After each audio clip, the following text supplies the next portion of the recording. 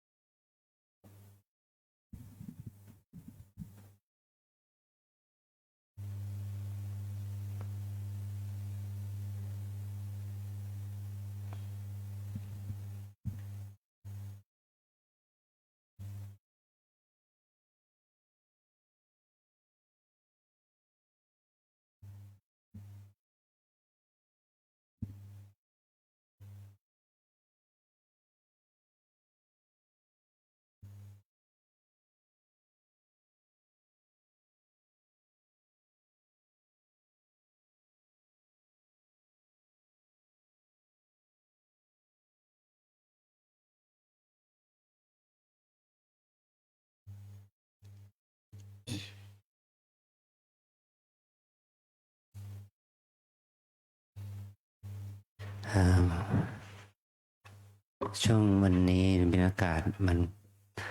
ฝนมันตกนะเราจะช้าไม่ได้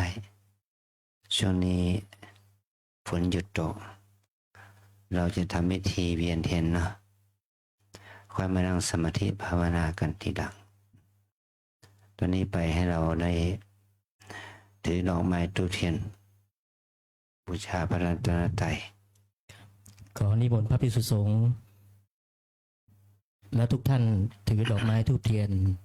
นั่งคุกเข่าพนมมือ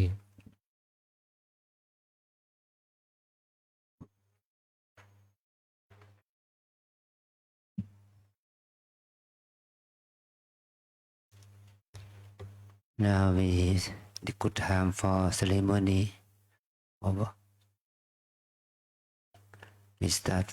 ceremony together. ยะมัมหะโขมะยังยะมังหะโขมะยังภะคะวันตังภะคะวันตังสารนังคตาสารนังคตาเราเป็นผู้ถึงเราเป็นผู้ถึงพระผู้มีพระภาคเจ้าพระผู้มีพระภาคเจ้าพระองค์ใดพระองค์ใด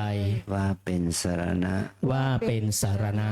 โยโนภควาสถาโยโนภควาสัทธาพระผู้มีพระภาคเจ้าพระผู้มีพระภาคเจ้าพระองค์ใดพระองค์ใดเป็นศาสดาของเราเป็นศาสดาของเรายัสสจะมะยังยัสสจะมะยังภควะโตธัมมังภควะโตธัมมังโปรเจมะโปรเจมะและเราชอบใจและเราชอบใจธรรมของพระผู้มีพระภาคเจ้าธรรมของพระผู้มีพระภาคเจ้าพระองค์ใดพระองค์ใดอิเมหิอิเมหิสักการเรหิสักการเรหิตังภควันตังตังภควันตังสะธัมมังสะธัมมังสะสังฆังสะสังฆังอภิปูชยามะอภิปูชยามะเราตั้งใจบูชาเราตั้งใจบูชาพระผู้มีพระภาคเจ้าพระผู้มีพระภาคเจ้าพระองค์นั้นพระองค์นั้นพร้อมทั้งพระธรรมพร้อมทั้งพระธรรมพร้อมทั้งพระสงฆ์พร้อมทั้งพระสงฆ์ด้วยเครื่องสักการะทั้งหลายเหล่านี้ด้วยเครื่องสักการะทั้งหลายเหล่านี้อะระหังสัมมาสัมพุทโธภควาอะระหังสัมมาสัมพุทโธภควาพุทธังภควันตังอภิวาเทมิพุทธังภควันตังอภิวาเทมิสวากขาโตภควตาธัมโมสวากขาโตภควตาธัมโมธัมมังนัมสสามิธัมมังนัมสสามิสุปฏิปันโนภควโตสาวกสังโฆสุปฏิปันโนภควโตสาวกสังโฆสังฆังนามามิสังฆังนามามิ หันธรรมยังพุทธัสสะภะคะวะโตปุพพภาคะ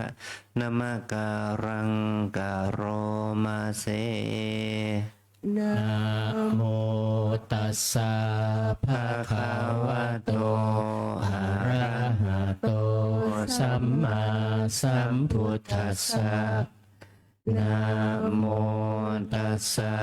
ภะคะวะโตอะระหะโตสัมมาสัมพุทธัสสะนะโมตัสสะภะคะวะโตอะระหะโตสัมมาสัมพุทธัสสะอันธรรมยังพุทธานุสตินยังกะโรมาเส อิติปิโสภะคะวะอะระหังสัมมาสัมพุทโธวิชาจารณสัมปันโนสุขโตโรกวิทูอนุตตโรปุริสธรรมสารติสัทธาเทวมนุสสานังพุทโธภะคะวาติกายเย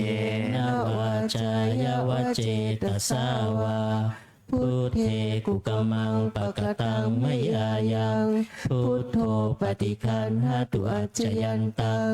การันตะเลสังวริตุงวะพุทเทอันธรรมยัง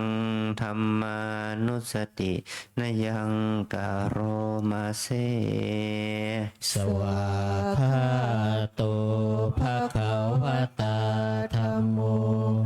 สันทิติโกอาการิโกเอหิปัสสิโกโอ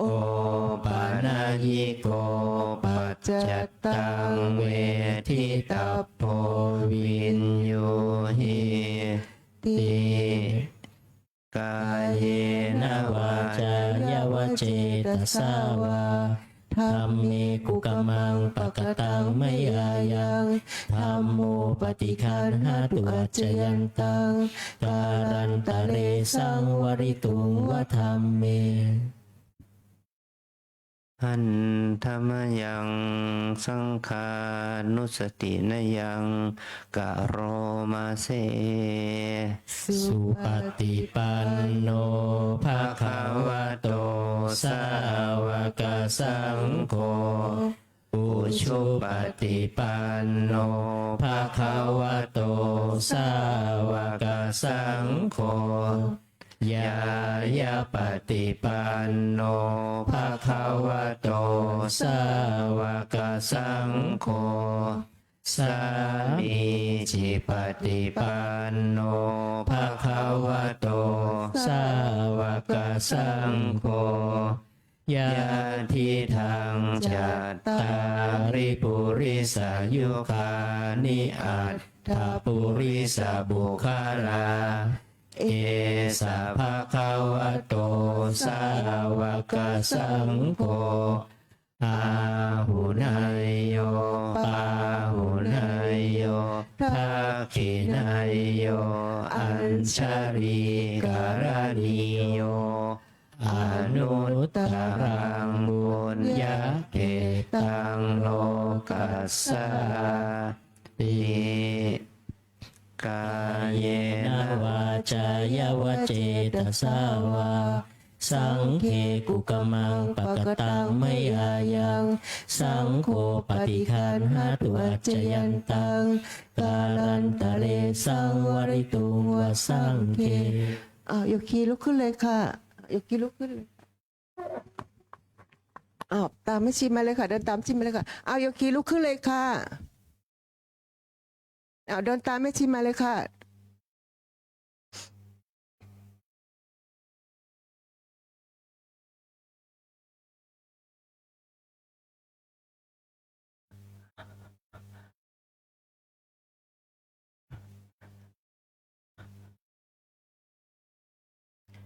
Line up in fours. Guess line.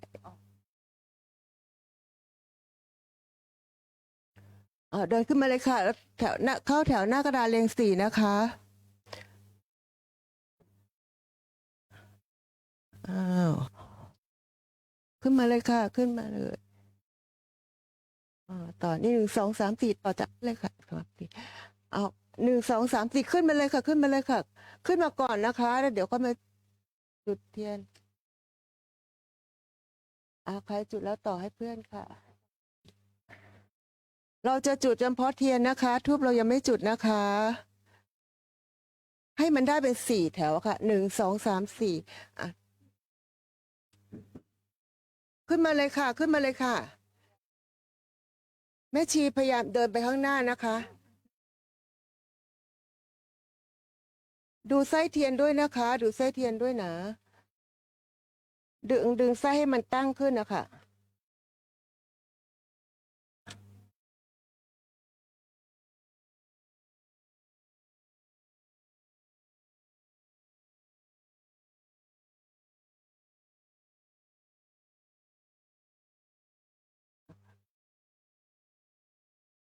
เอาค่ะ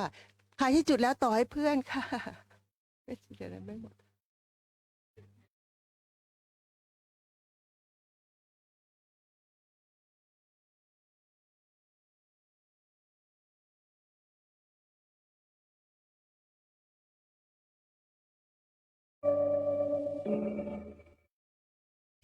ระหว่างเดินนะคะถ้าเทียนดับไม่ต้องหยุดนะคะ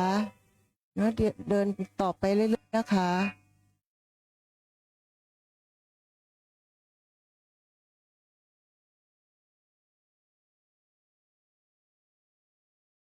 बुद्धं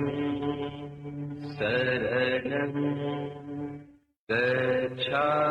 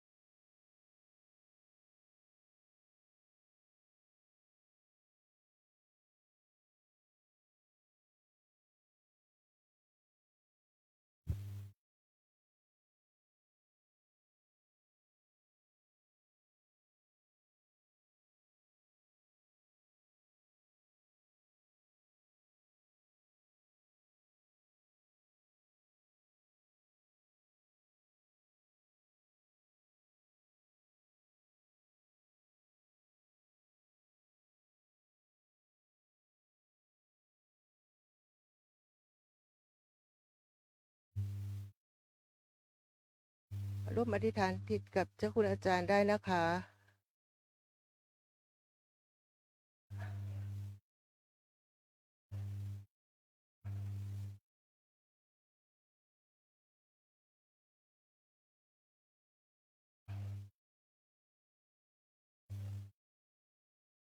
ตะกร้าที่ด้านหน้านะคะ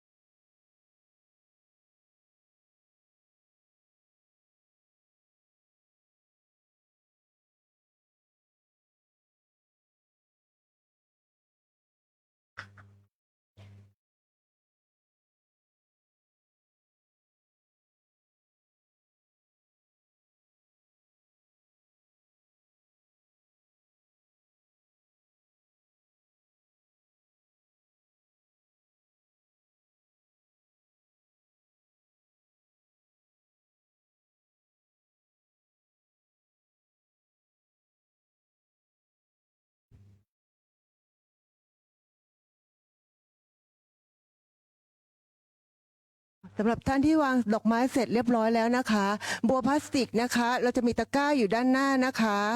ด้านหน้าขวามือนะคะ จะมีตะกร้าที่สำหรับใส่บัวพลาสติกนะคะ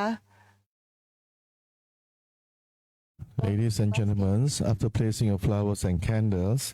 please go back to your seat. You start with mindful prostration and sitting meditation. 先生、女士们，你把花跟蜡烛放好过后呢，请回到原位，开始礼佛禅跟坐禅，谢谢。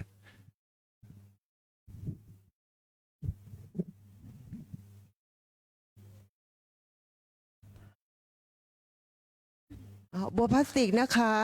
ใส่ในตะกร้าก่อนนะคะ ยังไม่ต้องถือกลับเข้าไปที่นั่งนะคะ เจ้าที่เราจะได้จัดเก็บได้นะ